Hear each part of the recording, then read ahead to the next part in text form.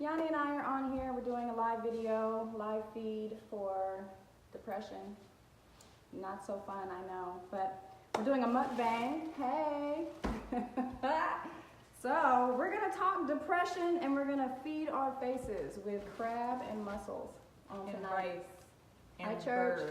burr. I see you, baby. And burr, of course. And burr. Don't forget the burr, because that's always a good thing in depression.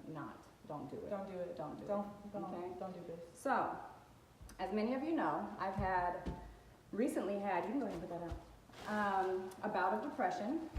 And for me, it's been about 22 years since I experienced anything like that. Rob, I love you so much. Call me if you need me. All right. Yeah, so it's been about 22 years or so since I've had depression, at least to the extent, that way, did it just throw it in the sink? So it's been a while, and so when I got hit with it this time, I was just kind of taken aback, a little thrown off. I wasn't really ready, and it got me. So I was out for about a week, but the thing about depression is it comes in all kinds of varying stages. It comes from what they call seasonal affective disorder, all the way to bipolar disorder, which isn't technically a depressive disorder. It's got both, so it's manic and depressive, so that's even a double whammy. But my baby girl suffers from bipolar disorder, so it's a common thing. It's being more and more diagnosed, and it just depends on who you are and how it affects you. And she's 22. She's learning to cope. She's been handling it. I've had it my whole life, so yeah. It just looks now I'm different. just learning how to maneuver with it, live my life with it successfully, rather than letting it brew inside of me and just take me over. So some of the stuff that we want to talk about, seasonal affective disorder is as light as, in wintertime, you just struggle. You have low energy, you're unmotivated and all of that good stuff. Seems like everybody's depressed in the winter. That's kind of funny. Well, but that's a thing. unless you're a winter type person, but who wants winter? Me. I want a bikini and I want a beach. I want a puff coat. No. All right. Okay. So, signs and symptoms of depression. They look a little bit like Drinking. Don't do it. No drinking when you're depressed. It just manifests it. It makes it so much worse. It magnifies it. So, hey G. Sadness clearly is part of it, but it just looks different for every single person. So depression for me, I isolate myself. I sleep excessively. I become unmotivated. I become uninterested in different types of things and activities that I would typically be interested in. Depression just looks and feels different for each person. Sometimes I'm physically aching.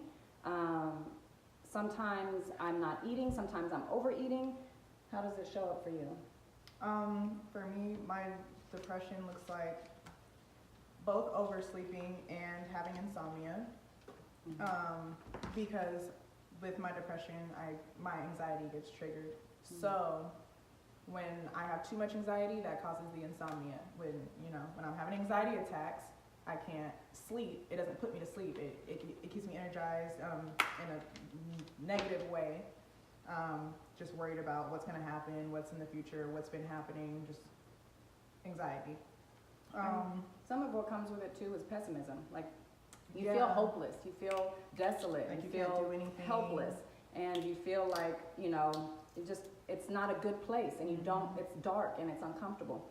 And it's unusual for someone like myself who spent so many years on the bright side, like I was saying. I didn't have the regular rainbows shooting out my butt at the time, but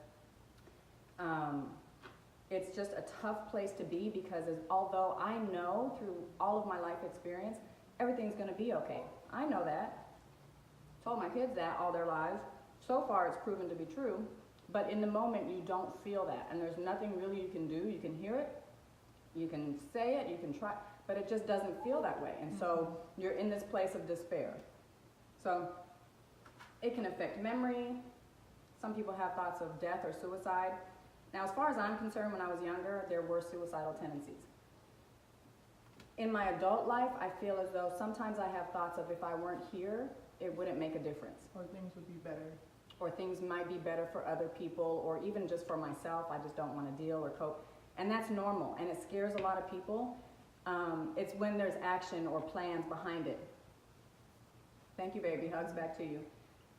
But when there's actions and plans behind it, then you start to be concerned, and that's when you should start to intervene. But otherwise, if someone's just feeling in that place, it's okay to give them a little bit of space and let this pass over them, because that's what it's doing. It's passing over them. Don't let them camp out there, but at the same time, let them experience it. Let them have the moment, because I would say let them camp out there, but don't let them live there. right, yeah. Also, Don't get comfortable and pitch a tent and just hang out for too long. But don't build a house there. Yeah. Like, don't build a life in your depression.